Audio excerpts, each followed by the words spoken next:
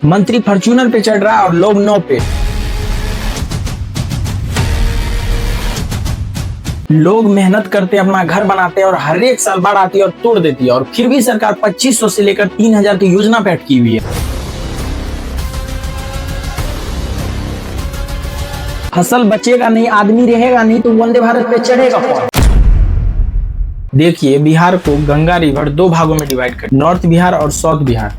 North Bihar में जो है मेनली हर एक साल बाढ़ आती है, जैसे Kosi river, Mahananda river, Gandak river, ये सारी रिवर में हर एक साल बाढ़ आती है और इससे काफी ज्यादा लोग प्रभावित होते हैं। 2025 की बात करें, करीब 25 लाख लोग बाढ़ से प्रभावित हुए हैं। तो ये जो सारी रिवर है मेनली नॉर्थ बिहार में एंटर करती है, वो नेपाल से एंटर करती है और हिमालय से इसका ओरिजिन होता है, और नेपाल में काफी ज्यादा बारिश होता है और जिस कारण से बाढ़ आती है और बिहार के लोग काफी ज्यादा फेस करते हैं। और बिहार में जो बाढ़ आती है मेनली मानसून सीजन में बाढ़ आती है, और इससे काफी ज्यादा प्रभावित जो जिला रहता है हमेशा अररिया, सुपौल, मधुबनी, ये सारी जो जिला है बहुत ज्यादा प्रभावित रहता है। और इस जिला में करीब हर एक साल बाढ़ आता है और हर एक साल लगभग 10 से 12 लाख लोग माइग्रेट होते हैं। और ये जो बाढ़ आने का रीजन है, इसका रीजन है एक डैम ना होना। ये सारा जो नदी है जो नेपाल से एंटर करता है बिहार में, इसमें सिर्फ एक नदी पे डैम बना हुआ है, कोसी बैरेज। कोसी बैरेज जो कोसी रिवर पे बना हुआ है, जो नेपाल और इंडिया का बॉर्डर को भी डिसाइड करता है। और हर एक साल गवर्नमेंट डैम बनाने के बजाय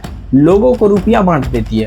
जो रुपया गवर्नमेंट लोगों को दे रही है, अगर उसके बजाय डैम बना दिया जाए हर एक रिवर पे, और इससे काफी ज्यादा फायदा होगा, फ्लड आने का चांस कम हो जाएगा और लोग कम प्रभावित होंगे। अगर सिर्फ हम सुपौल की बात कर ले तो सुपौल में 5 ब्लॉक जिसमें 41 पंचायत हर एक साल इफेक्ट होता है बाढ़ से। बाढ़ के कारण काफी लोग प्रभावित होता है, लेकिन हर एक साल गवर्नमेंट फ्लड रिलीफ फंड के नाम पर रुपया बांट देती है और इसके वजह और इस मुद्दा को भूल जाती है। अगर गवर्नमेंट चाह ले रिलीफ फंड बांटने के बजाय गवर्नमेंट डैम भी बना सकती है, लेकिन नहीं, गवर्नमेंट अगर डैम बनाने के लिए रुपया लगा देगी, अगर डैम बन जाएगा तो हर एक साल जो रिलीफ फंड निकलता है, रिलीफ फंड में धांधली नहीं हो पाएगा। अगर हम सिर्फ बात करें 2024 और 25 की, सेंट्रल गवर्नमेंट 11,500 करोड़ रुपया कोसी रिवर को मैनेज करने के लिए रिलीज की, और उस 11,500 करोड़ रुपया से गवर्नमेंट ऐसे मैनेज करती है कि हर एक साल बाढ़ आता है। और बिहार सरकार की बात कर ले तो बिहार सरकार फ्लड से इफेक्टेड लोगों को 7,000 पर पर्सन अकाउंट में रुपया ट्रांसफर की। आप सोचिए, किसी का घर और किसी का जमीन डूब जाता है और उस जमीन और घर के लिए सरकार 7,000 रुपया देती है। हर एक साल यही होता है, लोग अपने मेहनत से घर बनाते हैं, बाढ़ आती है, घर तोड़ देती है, और सरकार वही 2500 से लेकर 3000 के मुद्दा पे अटकी हुई है। जब फसल बचेगा ही नहीं, लोग रहेंगे ही नहीं,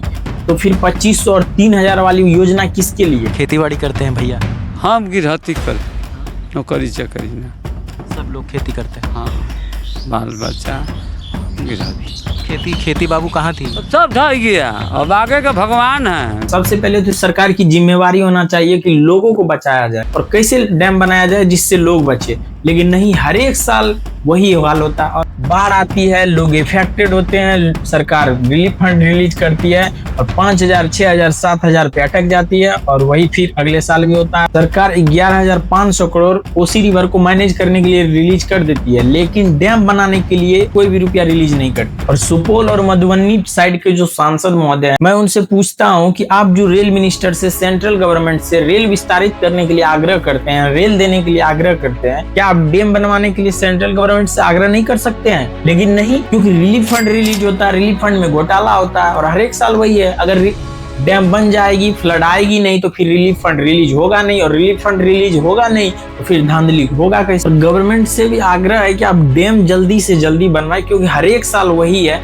वही हाल रहता है सुपौल और Madhubani district, Khagaria district, Begusarai district का, कि लोग इफेक्ट होते हैं बाढ़ से, गवर्नमेंट को कोई चिंता नहीं रहता है। अंत में रिलीफ फंड रिलीज करती है, रिलीफ फंड के नाम पे 6,000 पर अकाउंट डाल दिया जाता है और लोग भी खुश हो जाते हैं। और लोग से भी आग्रह है कि आप उसको वोट दीजिए जो आपके हित की बात करे, कास्ट पे बिल्कुल वोट मत कीजिए।